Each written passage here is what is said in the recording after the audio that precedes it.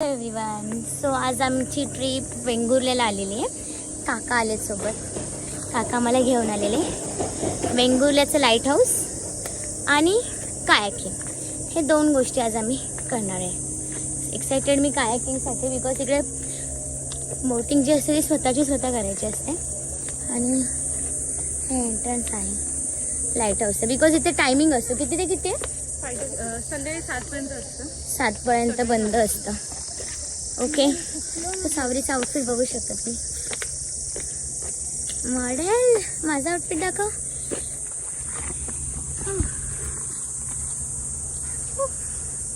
Government of India Vengurla point light house Vengurla. मला वाटलं light house म्हणजे असं लाईट असेल, हाऊस असेल. फोटोशूटसाठी. ओके. इथून तिकीट आहे. आधी तिकीट वगैरे काढायचं आहे. पूर्ण दम काढला ह्यांनी आमचा.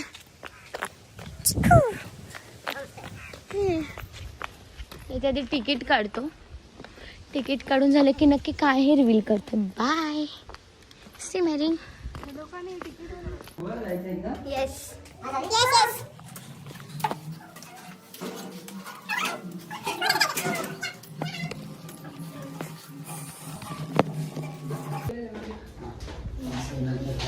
वरती जायचं ना. येस.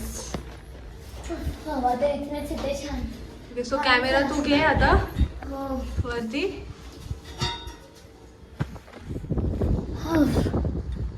वरती आम्हाला हा व्ह्यू दिसला. नक्की काय आहे माहीत नाही.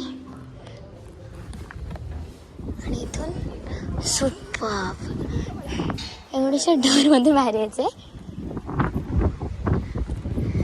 बाप रे सावरी. अजून वरती जायला जागा आहे.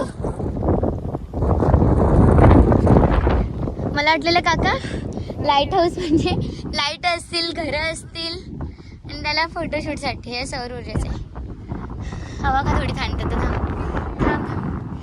लाईट हाऊस म्हणजे काय काका इथे नक्की? बोटीना सिग्नल मिळतो इथे. कुठून? अच्छा. म्हणजे हे लाल असतं ना. ओके. रात्री वेगवेगळ्या लाईट्स. मगाशी तुम्ही बोलत होते ते पूर्वजांचं ते इकडून काय असतं? त्यांचं हे बंदर आहे ना वेंगुर्ला. एक मिनिट थांबा. कोणता बंदर आहे? हा. ब्रिटिश लोकांच्या बोटी इथे लागायचे ना. हा. त्यांना ते मसाल्याचे पदार्थ युरोपमध्ये जायचे इथून. मग हा इथून सिग्नल. त्यांना सिग्नल देण्यासाठी हे लाईट हाऊस यायचं ना. तर त्यांना हा सिग्नल दिसला की त्यांना समजायचं की इथून एवढं आहे. कारण काय हा समुद्र किनारा आहे ना, पूर्ण खडकाळ आहे. त्यामुळे सिग्नल इकडचा हा मस्तपैकीचा व्ह्यू बघून झालेला आहे लाईट हाऊस. तर आता आम्ही जातोय कायाकिंगसाठी. ह्या एवढ्याशा ढोरमध्ये सावरी कशी घुसते मी ते दाखवते तुम्हाला.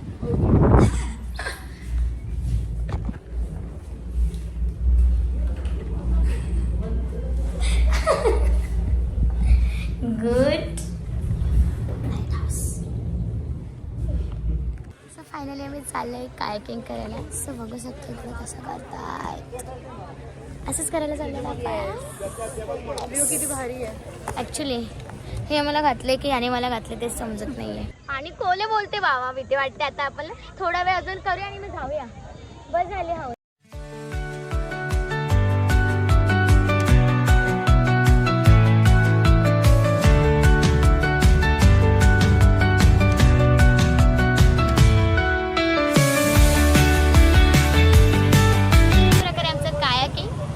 लाईट हाऊस कम्प्लीट झालेलं आहे. आणि आता मी ते गोळा घेते. काका गाडी आणायला गेले. गोळा खाणार म्हणजे कोकणातलं काहीतरी कॉकटेल आहे बोलते. ही खूप छान असतं. सो ते कॉकटेल खाणार आणि मग घरी जाणार, झोपणार.